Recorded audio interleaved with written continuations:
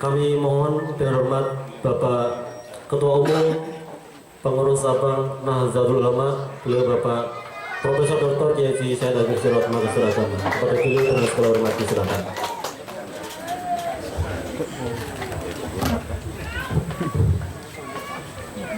Selamat sore, salam sejahtera. Assalamualaikum warahmatullahi wabarakatuh. Waalaikumsalam. Bismillah, Allahumma sholli ala sayyidina Muhammad. Allahumma shalli alaihi. Yang kita hormati Bapak Wali Kota Sorong beserta seluruh jajaran Forum Koordinasi dan Komunikasi Pemerintah Kota Sorong, ada Pak Kapolres dan yang lain-lain.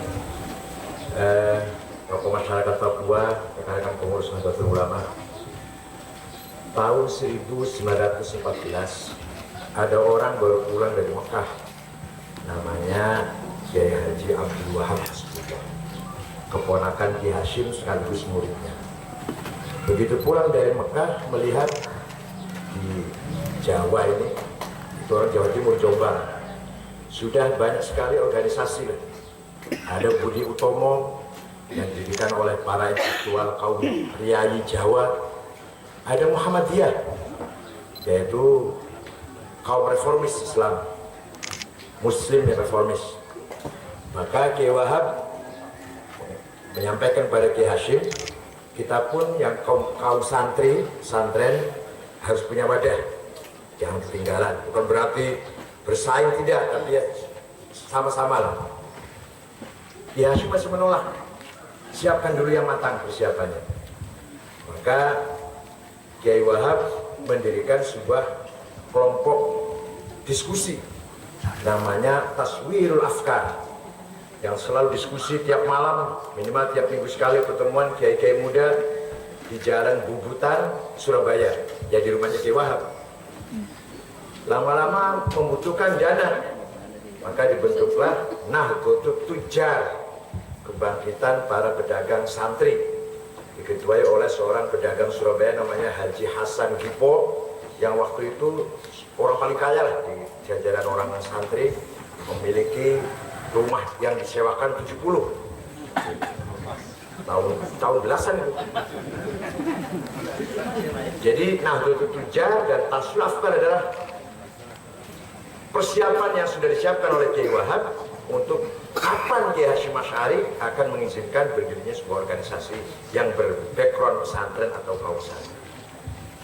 Tahun 1925 ada kejadian yang sangat menggemparkan dunia Islam, yaitu berdirinya mazhab Wahabi di Jazirah Arabia sana dengan memproklamirkan, mendeklarasikan berdirinya kerajaan yang memisahkan diri dari Khalifah Turki, Khilafah Turki, yaitu Kingdom of Saudi Arabia, dibangun oleh keluarga Saud yang mengikuti madhab Muhammad bin Abdul Wahab, madhab yang sangat radikal, ekstrim, fundamental, Puritan.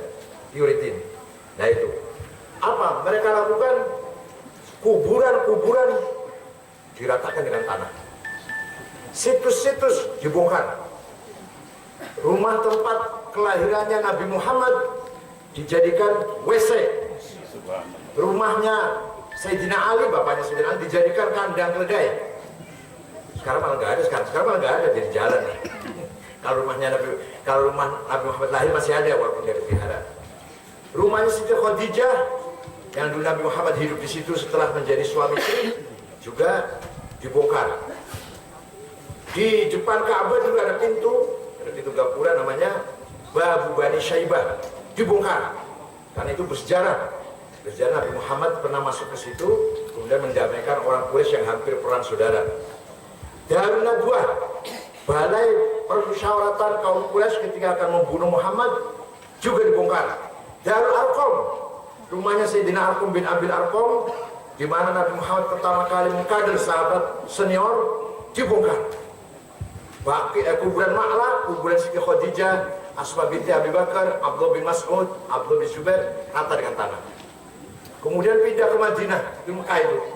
Pindah ke Madinah, kuburan sahabat yang ada di Baqi' 15.000 sahabat rata dengan tanah sampai sekarang.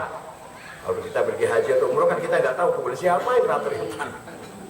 Tinggal makomnya atau kuburannya Hadratin Nabi Sallallahu Alaihi Wasallam dan Sayyidina Abu Bakar Umar yang ada di pojok kamar masjid itu, bekas rumahnya Siti Aisyah. Itu pun akan dibongkar. Dunia Islam gempar, protes. Berangkatlah dari Jawa, cuma dari Indonesia, Jawa masih. Berangkatlah dari Jawa, Jawa itu artinya yang hidupnya pesek, Jawa di Pulau Jawa.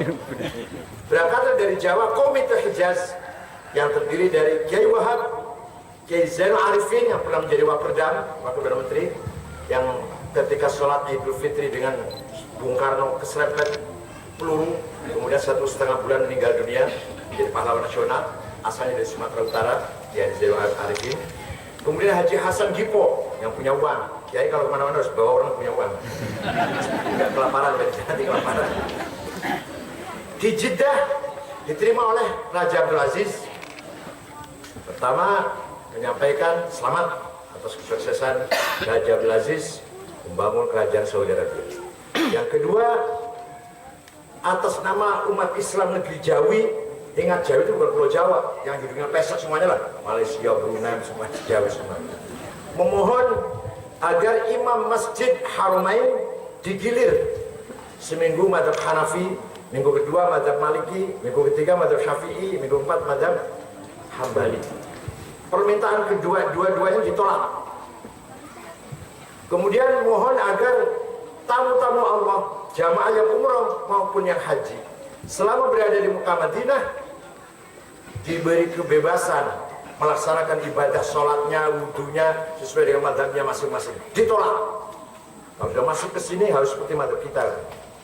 Yang terakhir, memohon kuburan Nabi Muhammad, Abu Bakar dan Umar tidak dibongkar. Dan ini aja diterima ini. Ini yang diterima ini. Yang permintaan dua tadi ditolak, yang satu diterima.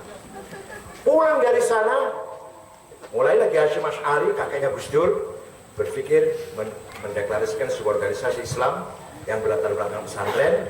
Tanggal 31 Januari 1926 atau 16 Rajab 1344 lahirlah Nahdlatul Ulama di Jalan Bubutan Surabaya dekat Tugu Pahlawan di Jawa Timur. Itu tahun 26. Ringkas cerita ini. Apa dasarnya NU? Nah, ini tema ini. Ketika ada kelompok yang puritan, ketika ada kelompok yang tertutup, eksklusif radikal, maka NU kira-kira mengatakan salah itu. Kira-kira salah itu. Yang benar adalah mari kita bangun 3 solidaritas, 3 persaudaraan. Pertama, ukhuwah Islamiyah, persaudaraan sesama umat Islam. Kedua, ukhuwah watoniyah, persaudaraan sebangsa dan setanah air. Islam saja belum cukup. Islam saja belum tentu bisa menyatukan manusia sama Islam. Betul. Ya, ini betul sekali. Waktu itu pikir sudah jauh pandangannya. Contohnya sekarang Afghanistan dan Somali, masyarakatnya 100% beragama Islam, tapi perang terus sama Islam. Berarti Islam belum bisa menyatukan umat Islam. Harus dibarengi dengan ukhuwah watoniyah, komitmen solidaritas sama bangsa dan tanah air.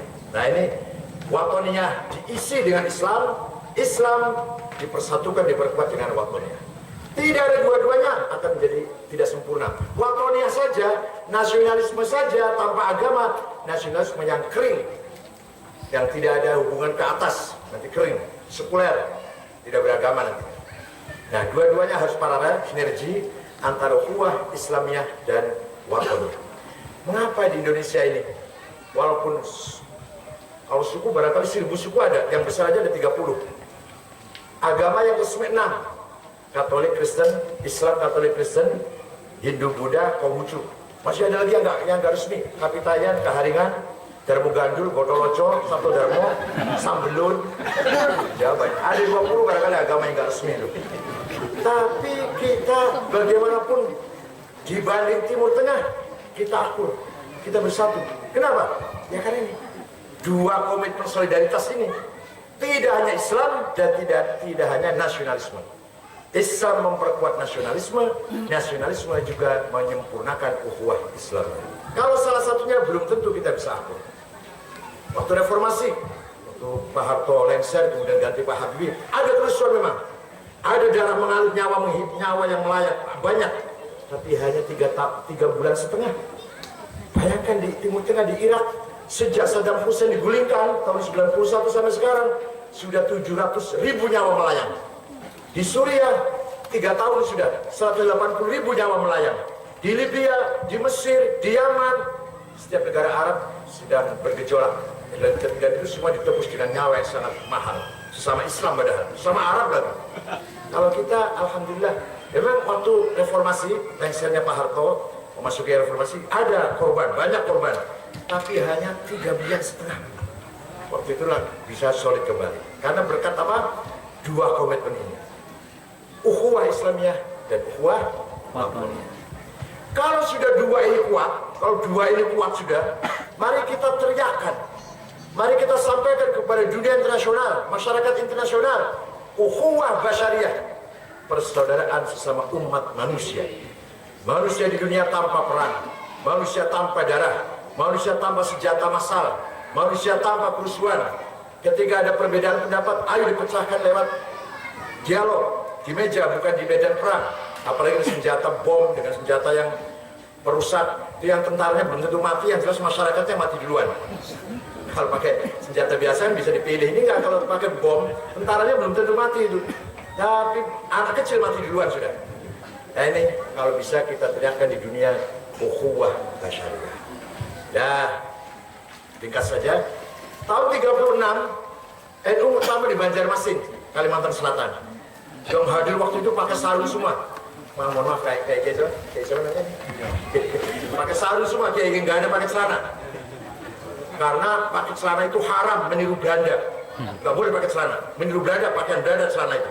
Makanya pakai sarung semua. Ini padahal bukan masalah niru Belanda, pakai sarung itu demokratis, memberikan gerak bebas luar dalam. Makanya kiai kalau pakai sarung terus anaknya banyak. Kalau pakai celana itu anaknya sedikit, 2, 3. Pakai celana, pakai sarung 8. Itu ada filosofinya, Pak. Kiai-kiai tua dulu pakainya bakyat, sandal yang dibikin dari kayu, namanya bakyat. Itu ada artinya tuh, bakyat, bak al-baqo yak wal yakin. Jadi selalu ingat Tuhan, tandanya pakai bakyat, singkatan dari baqo wal yakin, selalu bersama Allah. Kemudian pakai sarung syar'an, melaksanakan syariat Islam ibadah.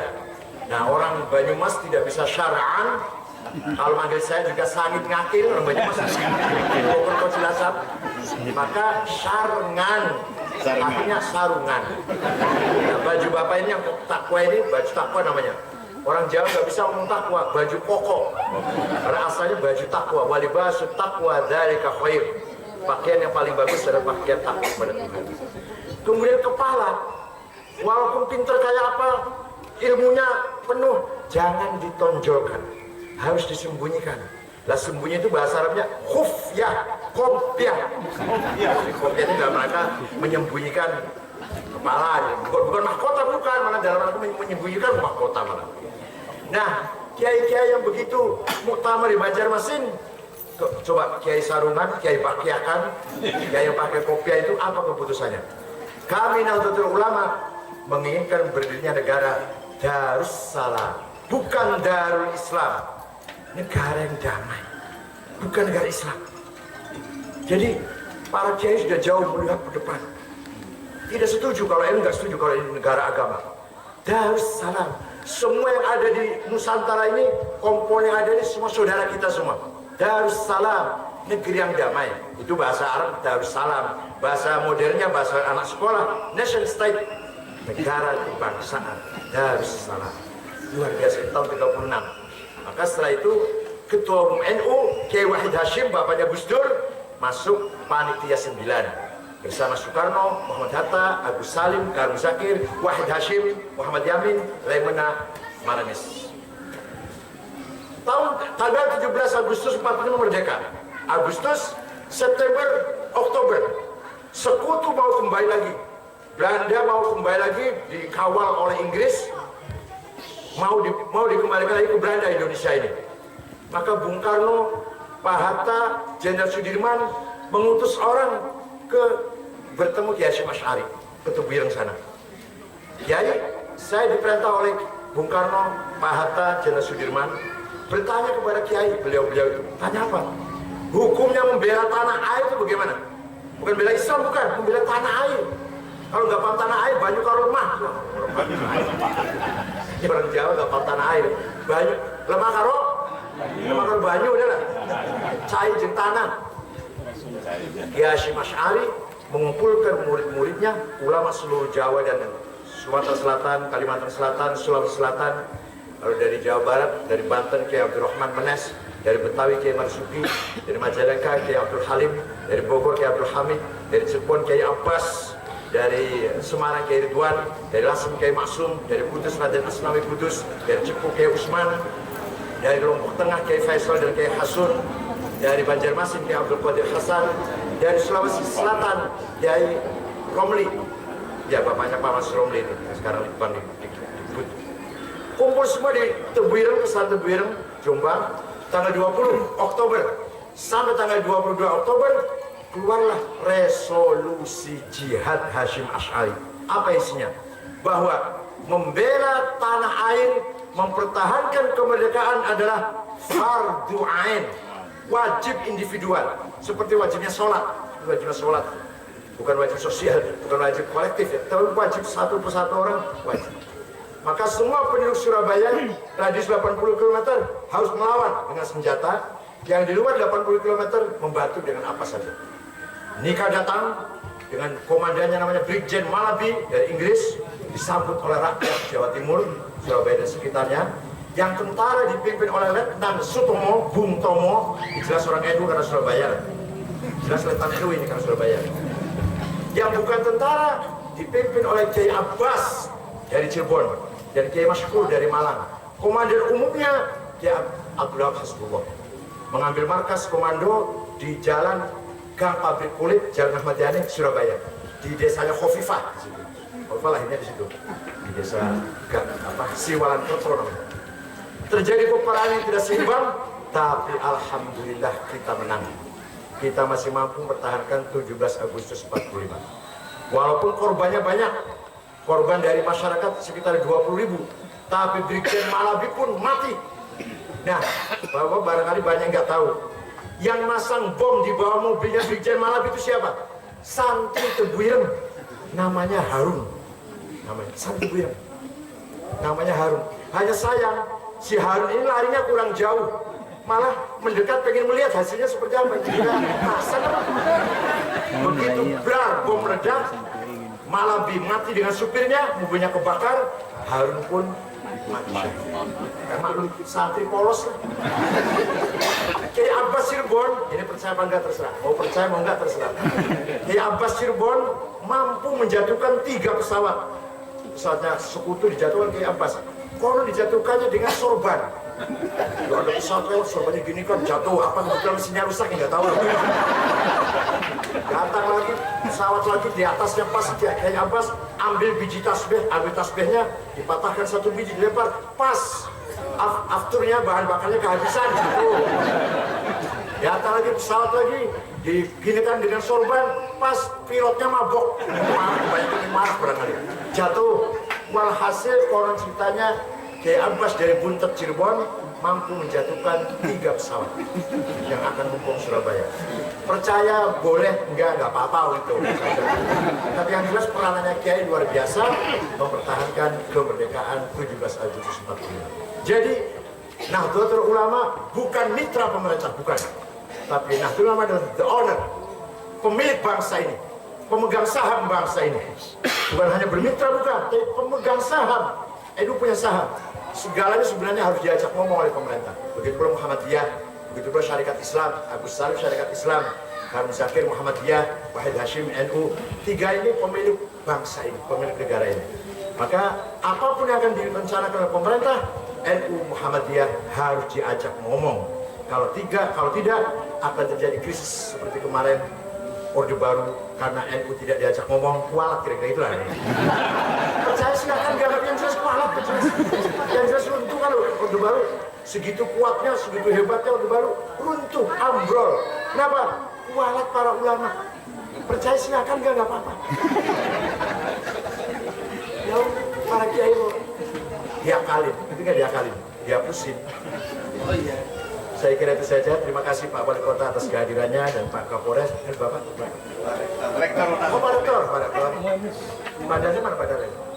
Oh Pak Dani. Terima kasih atas kehadirannya. Mudah-mudahan ke depan NU bisa berperan lagi dalam memperkuat power civil society, membangun masyarakat sipil, baik pendidikan, kesehatan, ekonomi, dan yang paling penting lagi nih, memperkuat ukhuwah Islamiyah dan watoniyah. Ada NU, insya Allah tidak ada kerusuhan. Kalau NU-nya kuat lagi. Kalau NU-nya tidak kuat ya, tidak sekali diprovokasi. Terus terang, hanya NU ini kelompok besar yang nggak bisa digangguin. Semua dubes datang saya. Semua dubes di dunia datang ke kantor saya. Australia, Vatikan, Jepang nggak ada politik. Belanda, Amerika, Inggris, semua datang ke kantor saya. Kira-kira bisa diakali nggak orang ini kira-kira? Ketua ini bisa diakali nggak? Bisa diajak ngomong nggak? Ternyata alhamdulillah nggak bisa diakali. Iming-iming apapun saya nggak bisa. Artinya apa? Ada lagi yang menjebak agar NU keras, agar NU jangan diem saja. Itu Yahudi zalim, itu di mana-mana ada kezaliman, itu ada kristenisasi, NU jangan diem saja. Nggak terpancing. Maunya itu kita terpancing, kemudian nanti ada alasan bagaimana mereka menggebuk Islam habis di Indonesia ini. Supaya cari alasan kalau Islamnya keras, kalau Islamnya radikal. Masih ada NU, mayoritas 60 juta sampai 70 juta yang tidak radikal. Nggak akan diserang Indonesia ini, insya Allah. Kalau mayoritasnya radikal, ada kemungkinan kayak di Irak kan, atau di Afghanistan kan, atau di Libya kan. Ini karena di Indonesia ini ada NU yang 60 juta, tidak keras, toleran, tasamuh, tawazun, balance, tawassut, objektif. Insya Allah Indonesia akan selamat dari serangan-serangan seperti yang menimpa Afghanistan, Irak, dan lain-lain. Selamat kepada pengurus yang terlantik ya, cabang Sorong, Kota Sorong, dan pembangunannya yang telah selesai dibangun. Mudah-mudahan ke depan mau bangun apa lagi? Lembaga ekonomi, insya Allah banyak sekali ide-ide yang cemerlang dari Mas Sufron Rofiq. Mudah-mudahan Allah memudahkan semuanya, kekuatan lahir batin pada kita semua. Wassalamualaikum warahmatullahi wabarakatuh. Terima kasih disampaikan kepada Bapak Ketua Umum PBNU dan Bapak Internasional. Dilanjutkan dengan persiapan untuk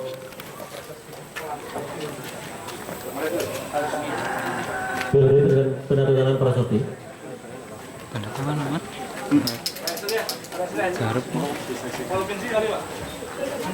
Mudah-mudahan Bapak Wali Kota Sorong, Bapak Kapolresta Sorong untuk menyaksikan penandatanganan prasasti. Ketua Majelis Ulama Indonesia Kota Sorong, Bapak Kementerian yang satu Beraja Pratama atau yang mewakili, Bapak Mutasar dimohon untuk sama-sama menyaksikan pelaksanaan penandatanganan prasasti.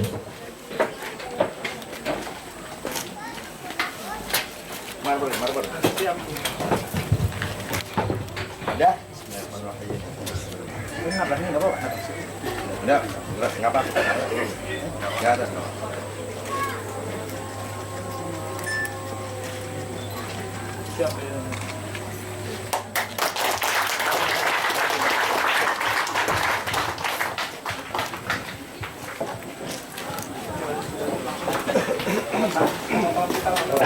Dilanjutkan dengan pemotongan pisah dan pelaksanaan sholat asar di musola. Mohon untuk perwakilan kami undang bisa mengambil tempat naik. Amat kota gigi. Sebelum saya melantik, saya terlebih dahulu akan bertanya, siapkah bapak-bapak dilantik menjadi pengurus NU cabang Kota Sorong? Siap. Tanpa honor loh ya. Siap. Paling kan ada amplop kadang-kadang. Bismillahirrahmanirrahim. Qala Allah Ta'ala wa lam yazal qailan 'alima. Inna Allah ya'murukum an tu'addul amanati ila ahliha wa idza hakamtum bainan nasi an tahkumu bil 'adl innallaha ni'ma ya'murukum bih innallaha kana sami'an basira. Wa qala Rasulullah sallallahu alaihi wasallam kullukum ra'in wa kullukum mas'ulun 'an ra'iyatihi. Ayo bersama-sama mengikuti asyhadu an la ilaha illallah wa asyhadu anna muhammadar rasulullah. Raditu billahi rabban wa bil islam dinan Muhammadin nabiyyan wa rasulah. Saya saja sendiri bay'atukum 'ala as-sam'i wa tha'ah bil jihadi 'ala tariqati nahdlatul ulama li'alai kalimatillahi allati hiya al-'ulya bi qiyadati ulama ahli sunnah wal jamaah. Jawab bay'atu 'ala as-sam'i wa tha'ah bil jihadi 'ala tariqati nahdlatul ulama li'alai kalimatillah allati hiya al-'ulya bi qiyadati ulama ahli sunnah wal jamaah. Kami selaku pengurus cabang Nahdlatul Ulama Kota Sorong, masa khidmat 2013-2018, dengan ini berikrar, pertama, akan mengamalkan dan mempertahankan Pancasila dan Undang-Undang Dasar 1945 secara murni dan konsekuen, akan menegakkan akidah Islam Ahli Sunnah wal Jamaah dan patuh pada anggaran dasar dan anggaran rumah tangga Nahdlatul Ulama. Dua, akan melaksanakan tugas dan kewajiban sebagai pengurus cabang Nahdlatul Ulama Sorong dengan sebaik-baiknya demi kepentingan Nahdlatul Ulama, kepentingan umat Islam, dan kepentingan masyarakat Indonesia pada umumnya. Tiga, akan menyumbangkan tenaga dan pikiran dalam rangka ikhtiar untuk pembangunan manusia seutuhnya demi terwujudnya masyarakat adil makmur yang diridhai Allah Subhanahu wa taala. La haula wa la quwwata illa billah.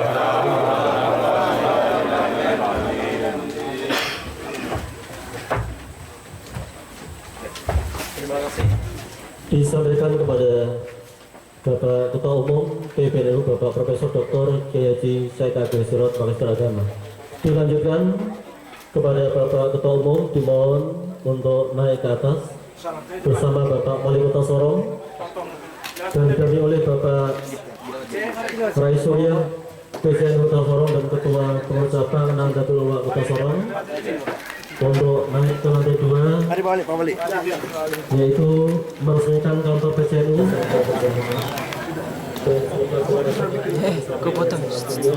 Kau foto kan? Mana? Pakai yang mana? Yang ini tuh? Iya, kasih dekat. Dekatnya mana kah?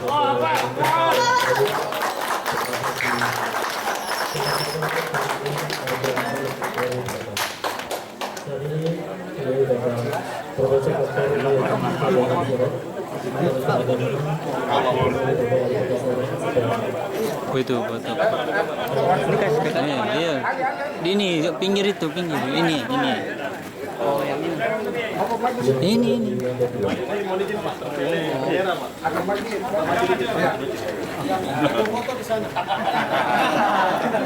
Udah ya, anu bisa.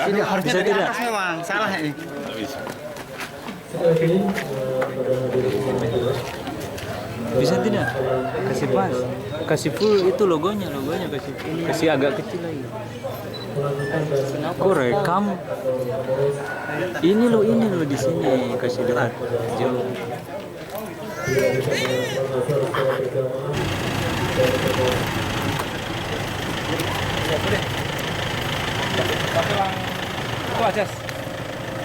Pak Jas, cepat.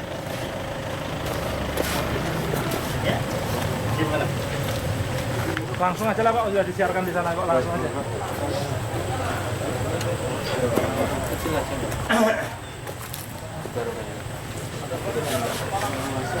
Berarti dia dulu. Presiden provinsi.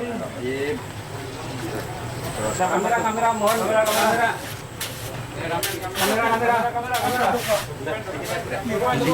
Foto di. Bisa koin, bisa. Satu kecil aja. Yang kecil.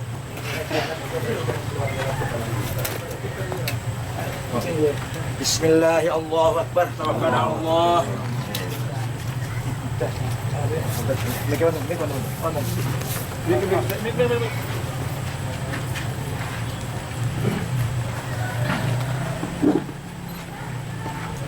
بسم الله الرحمن الرحيم الحمد لله رب العالمين حمدا كثيرا طيبا باركا فيه اللهم صل صلاة كاملة وسلم سلاما تاما على سيدنا محمد الذي تنحل بقدوة الفارج بالكرب وتقضى بالحوائج وتنال بالرضا والسماوات واستسقى ومن بوجه الكريم وعلى آله وصحبه في كل حق ونفس بعدد كل معلوم لك اللهم إنه ليس في السماوات دورات ولا في الأرض غمرات ولا في الجبال مدارات ولا في البحار قطرات ولا في النفوس خطرات ولا في العيون لحظات ولا في الأشجار ورقات ولا السماء حركات إلا وهي بك عارفات ولك مشاهدات وعليك دالات وفي ملكك متحيرات فبالقدرة التي سخرت بها أهل الأرض والسماوات سخر لجمعيتنا نهضة العلماء قلوب المخلوقات سخر لنا قلوب المخلوقات سخر لنا قلوب المخلوقات وعطف قلوب العالمين بيسرها علينا والحسنى قبولا بسلامات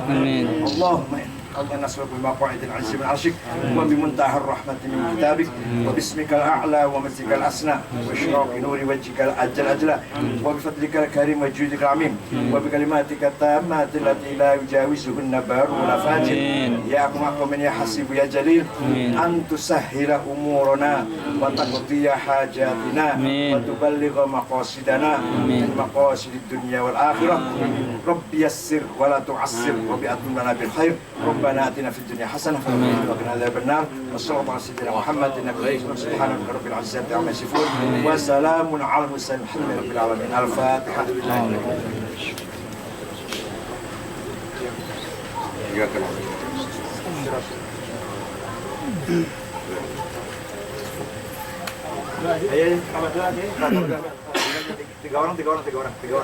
tiga orang.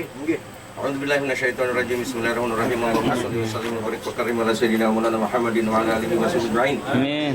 Allahumma ighfir lana wa liwalidina wa lijami'il muslimina wal muslimat wal mu'minat ala himman wa alawat.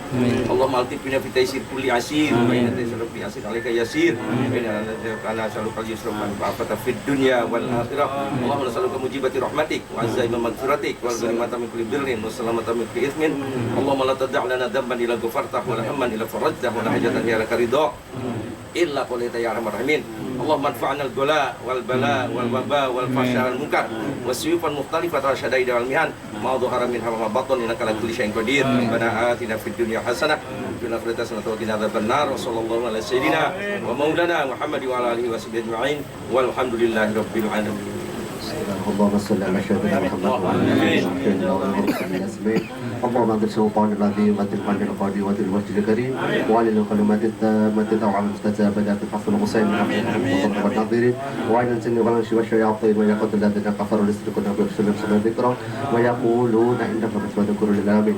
ربنا ظلمنا انفسنا ولم تغفر وترحمنا لنكونن من الخاسرين. اللهم انصرنا فانك خير الناصرين وافتح لنا فانك خير الفاتحين واغفر لنا فانك الغافرين وارحمنا فانك خير الراحمين وارزقنا فانك خير الرازقين. ربنا آتنا في الدنيا حسنة وفي الآخرة حسنة وقنا عذاب النار والحمد لله رب العالمين.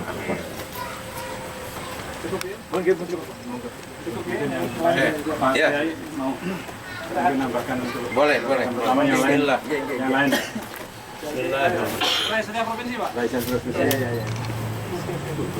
Ya, bisa.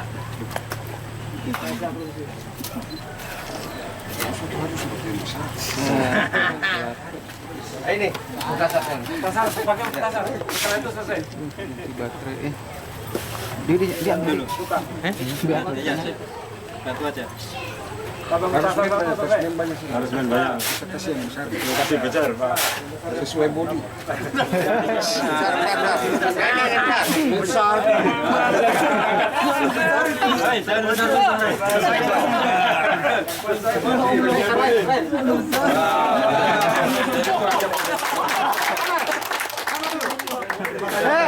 Ketua Ansor. Ketua Ansor ketinggalan di mana? Ketua Ansor ketinggalan. Pak Madi sama Ketua Ansor ketinggalan. Ketua Ansor, ayo.